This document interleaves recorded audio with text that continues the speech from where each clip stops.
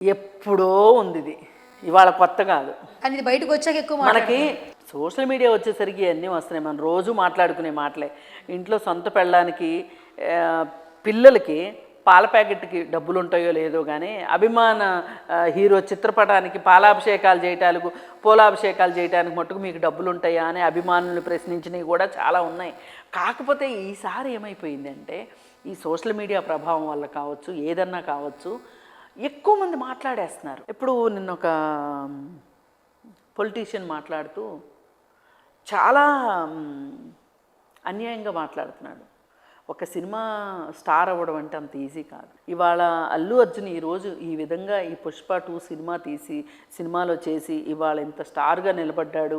Pan India star అంటారా ఏమంటారా అది వేరే విషయం, కానీ ఇవాళ ఇలా నిలబడటం వెనకమాల ఎంత కృషి ఉంది, ఎంత కష్టం ఉంది, ఎవరన్నా ఆలోచిస్తున్నారా?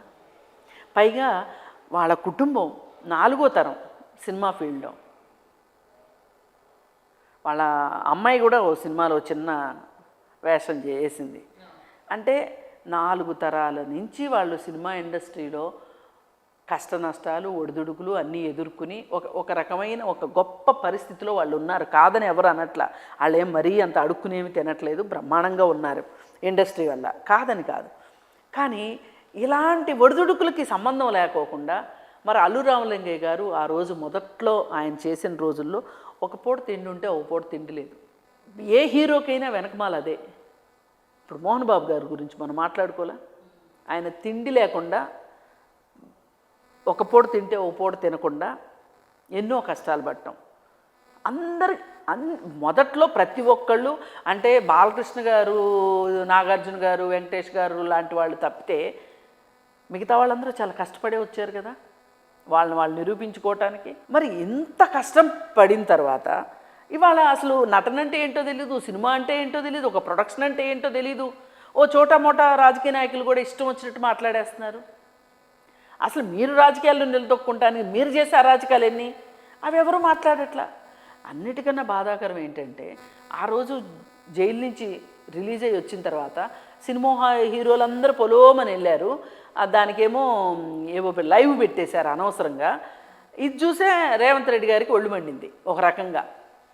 చట్టం ఇప్పుడు జైలు నుంచి రిలీజ్ అయినోడికి ఇంతమంది వస్తారా అని. ఇది కొత్తరా, ఇది కొత్త. జైలు నుంచి వచ్చిన వాళ్ళకి మొన్న కవితకి రాలా బోల్డ్ మంది. అసలు ఎందుకు మీరు రిలీజ్ అయిన రోజున, మీరు జైలు నుంచి రిలీజ్ అయిన రోజున మీకోసం రాలా? అంటే అధికారంలో ఉన్న వాళ్ళని ఏమన్నా అంటే ఉలిక్కి పడతారు, తిట్టుకుంటారు. కానీ అందుకని ఏంటంటే ఇంత ప్రశ్నార్థకం అవ్వటం, ఇంతమంది ఇండస్ట్రీ గురించి తెలియని వాళ్ళు, దానిలో ఒడిదుడుకుల గురించి తెలియని వాళ్ళు కూడా ఎవరికి నచ్చినట్టు వాళ్ళు మాట్లాడేసే ఒక పరిస్థితి కలిగింది చూసారా? దీని నుంచి బయటికి రావాలి. ఇవాళ ఒక్క హీరో కావచ్చు, ఒక ప్రొడ్యూసర్ కావచ్చు, ఒక డైరెక్టర్ కావచ్చు, ఎవరు ఏంటిది మా సినిమా ఇండస్ట్రీ గురించి మీరు ఇలా మాట్లాడడం ఏంటి, ఆయనకైనా కళ్ళు పోయిందా, కాలు పోయిందా, కిడ్నీ పోయిందా అని మాట్లాడుతుంటే ఇలాంటి స్టేట్మెంట్ ఎలా ఇస్తున్నారు? మేమంటే మరీ అంత చులకనైపోయామని ఒక్కళ్ళు మాట్లాడలేకపోతున్నారు. ఎందుకంటే ఎవరి కాళ్ళకి భయం. ఏమో సీఎం గారితో ఎప్పుడేం పని ఉంటుందో, సీఎం గారు 3వ కన్ను తెరిస్తేనో అనే భయం తప్పితే వేరే ఏమన్నా ఉండుండొచ్చా? అందుకని ఒక్క ఘటన చాలు మొత్తం సర్వనాశనం అవటానికి. ఇవాళ ఆ పరిస్థితిలో ఉంది వ్యవహారం. అసలు టీవీ ఆన్ చేస్తున్నా, ఫోన్ చూస్తున్నా, మొత్తం ఇదే ఉంది. అసలు ఒకవేళ ఒక సామాన్య మానవుడికి ఏదైనా హాని జరిగినా కూడా దాన్ని కవర్ చేసే సిచ్యువేషన్లో మీడియాను లేదు, ఎక్కడ ఏమీ కనిపించట్లేదు. మొత్తం ఇదే టాపిక్, మొత్తం ఇదే టాపిక్. గత ప్రభుత్వంలో కొండగట్టు ప్రమాదం జరిగి ఆర్టీసీ బస్సు బోల్తాబడి 65 మంది చనిపోయారు. స్కూల్ పిల్లల వ్యాను రైల్వే ట్రాక్కి తగిలి ఎంతమంది పిల్లలు చనిపోయారు. అలాగే ఇప్పుడు ఈ ప్రభుత్వం వచ్చిన తర్వాత కూడా ఒక అతను సాక్షాత్తు సీఎం వాళ్ళ తమ్ముడి పేరు రాసి ఆత్మహత్య చేసుకుని చనిపోయాడు. ఇంకా చెప్పాలంటే చాలా ఉన్నాయి. కానీ ఇవన్నీ జరుగుతుంటే ఎవరూ ఎక్కడా ఏమీ మాట్లాడట్లా. కానీ కేవలం అసలు ఈ భూమి పుట్టిన తర్వాత అల్లు అర్జున్ మాత్రమే తప్పు చేశాడు, అతనికి మాత్రమే యాటిట్యూడ్ పెరిగిపోయింది.